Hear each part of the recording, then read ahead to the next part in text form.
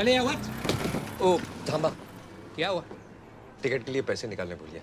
यहाँ आसपास कोई एटीएम है? मैं अरे क्या है तुम्हें सुधा, अभी आपके लिए पूरी गाड़ी रुकनी पड़ेगी। सामने एटीएम है, जाओ जल्दी आओ।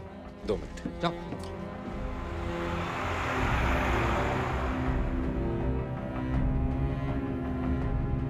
प्रभु, उस एटीएम का सारा सीसीटीवी फुटेज मंगाओ। कहाँ है ये ATM? Panaji? Taleigao bus stand, Panaji से 5 किलोमीटर। और तुम्हारी बस कितने बजे छूटने वाली थी? दोपहर 3 बजे। 3 अक्टूबर का दोपहर 2:30 बजे से लेकर 3:30 बजे तक का सारा सीसीटीवी फुटेज मुझे चाहिए अभी। सावंत। तुम तो रोज सैकड़ों पैसेंजर से मिलते हो। हाँ। चलो मान लेते हैं कि उस एटीएम के किस्से की वजह से ये फैमिली तुम्हें याद रह गई, लेकिन वो फैमिली पणजी किस तारीख को गई थी और किस लिए गई थी, इतना सब याद रखना इट्स इम्पॉसिबल। जो बात उसने तुम्हें 25 दिन पहले बताई, वो तुम्हें अभी तक कैसे याद है? मुझे याद नहीं है, उसने बताया मुझे। हाँ हाँ, लेकिन 25 दिन पहले तुम्हें बताया था ना, तो इतने दिनों बाद नहीं वो नहीं मतलब ये सब उसने मुझे तब बताया जब हाल ही में वो मुझे फिर से मिला था। फिर से? हाँ। कब? 3-4 दिन पहले। कहाँ? कहाँ मिला था? Conductor uncle. अरे कैसी है आप? यहाँ कैसे? विजय, इन्हें पहचाना नहीं? हम 2 तारीख को स्वामी चिन्मयानंद जी के सत्संग के लिए यहाँ आए थे। उसके दूसरे दिन 3 तारीख को जब हम वापस जा रहे थे तभी हमारे बस के कंडक्टर थे। तुम एटीएम से पैसे निकालने के लिए नीचे भी गए थे। अरे हाँ, 2 तारीख को सत्संग के बाद 3 तारीख को जिस बस में हम वापस गए थे, आप उसके कंडक्टर थे। जी हाँ। बड़े भुलक्कड़ हो गए हो। Sorry ma'am. कोई बात नहीं, मिलते हैं। ओके।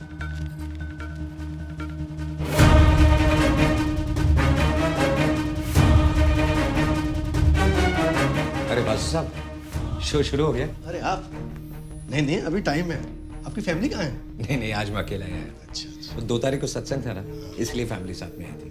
फिर 3 तारीख को शॉपिंग की, यहाँ आके पिक्चर देखी, उसके बाद होटल में खाना खाया, फिर घर गए। अब आप ही सोचिए कितना खर्चा हो जाता है।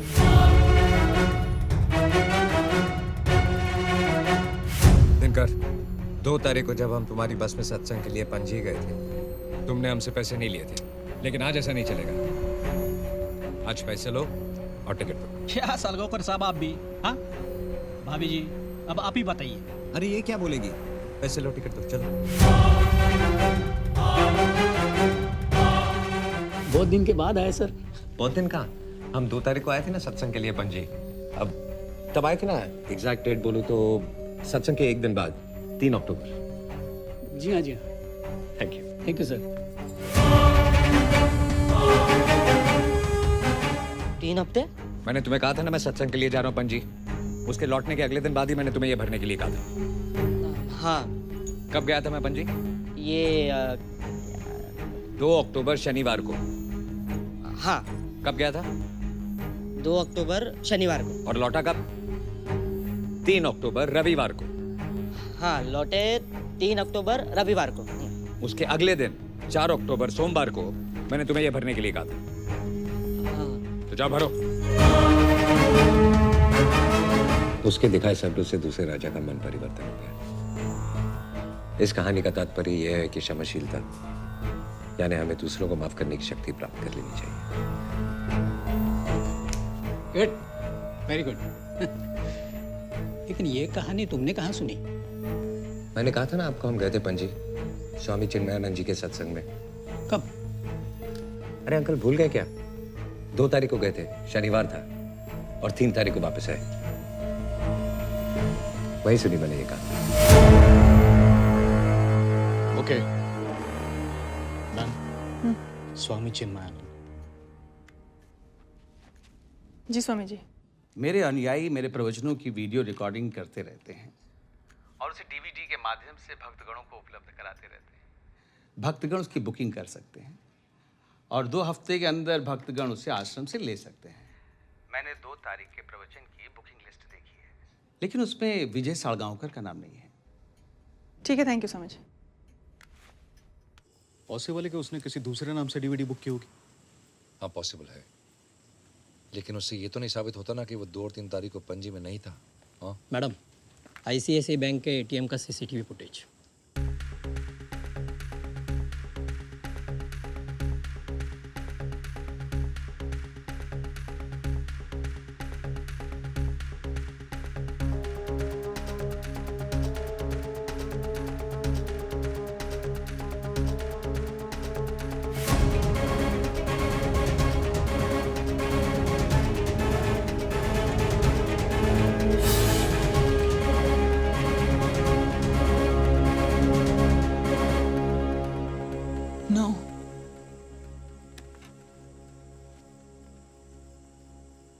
सो वो फिनिश्ड। विजय सच बोल रहा था। लेकिन सर इतना वक्त जाया किया हमने। इससे बेहतर अगर सैम को ढूंढने की कोशिश करते तो शायद। लेकिन मैंने सचमुच गायतों ने अभी और क्या प्रूफ चाहिए तुम्हें? It's over, it's finished. But Meera, हमारी सारी इन्वेस्टिगेशन इस बात पर डिपेंडेंट थी कि विजय 2 और 3 तारीख को पणजी में था या नहीं। The camera doesn't lie, Meera. ये सीसीटीवी फुटेज प्रूफ है इस बात का कि विजय 3 तारीख को पणजी में था।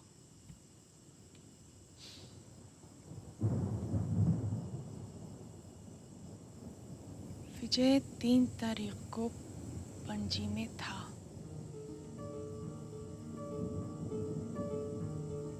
विजय 3 तारीख को भी पणजी में था। Make sense. That means Meera, Mahesh वो जानता था कि हम ये सीसीटीवी फुटेज देखने वाले हैं। इनफैक्ट वो चाहता था कि हम ये फुटेज देखें। What? ये उसके प्लान का हिस्सा था महेश। What plan, Meera?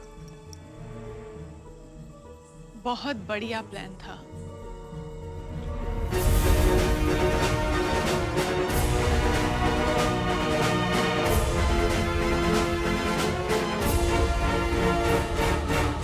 लगभग 8:30 बजे। तब सत्संग शुरू हो गया था। 2 तारीख को तो विजय यहाँ था ही नहीं। उन्होंने फिल्म का पूरा फर्स्ट हाफ प्रोजेक्शन रूम में बैठ के देखा था। अच्छे कस्टमर्स को कौन भूलता है मैम। ये सब उसने मुझे तब बताया जब हाल ही में वो मुझे फिर से मिला था। बहुत दिन कहाँ, हम 2 तारीख को आए थे ना सत्संग के लिए Panaji. He just recreated that day. In fact, both the days. 2 और 3 अक्टूबर। मतलब कौन सी बातें हमें अक्सर याद रह जाती हैं? वो जो हमने अपने आंखों से देखी होती है। विजुअल्स, दृश्य जो हम देखते हैं वो हम आसानी से नहीं भूलते। Visual memories are strongest memories. जैसे सिनेमा, आपको पता होता है कि जो कहानी आप देख रहे हैं वो सच नहीं है, लेकिन आप फिर भी उस पर यकीन कर लेते हैं क्योंकि आपने उस कहानी को देखा है, एक तरह से जिया है। ठीक उसी तरह विजय और उसकी फैमिली ने अपनी पणजी वाली झूठी कहानी सिर्फ रची ही नहीं बल्कि जी है। वो सच में पणजी गए थे, लॉज में रुके थे, उन्होंने पाव भाजी भी खाई, प्रोजेक्शन रूम में बैठ के फिल्म भी देखी। इसीलिए इंटरोगेशन के दौरान वो अपने बयान पर कायम रहे क्योंकि वो सच बोल रहे थे, सिवाय एक बात के। कौन सी बात? ये सब उन्होंने 2 और 3 अक्टूबर को नहीं, किसी और दिन किया, शायद उसके अगले दिन। मैम, विजय ने कहा था कि वापस आते वक्त बारिश हो रही थी, वो भीग गए थे और उसकी बीवी और बच्चे बीमार पड़ गए थे। और ये भी कहा था 3-4 दिन उसके बच्चे स्कूल नहीं जा पाए। उसने दवाइयों के बिल्स भी दिखाए। दवाइयों के नकली बिल बहुत आसानी से मिल जाते हैं सावंत, और वैसे भी शुरुआत से उसने सारे बिल्स ही फेंके थे ना हमारे मुंह पे। लेकिन लॉज के रजिस्टर में 2 तारीख की एंट्री, 3 तारीख को बस और फिल्म के टिकट, वो सब तो असली है ना? That's a valid point ma'am. Very well played. चौथी फेल विजय साड़गांवकर।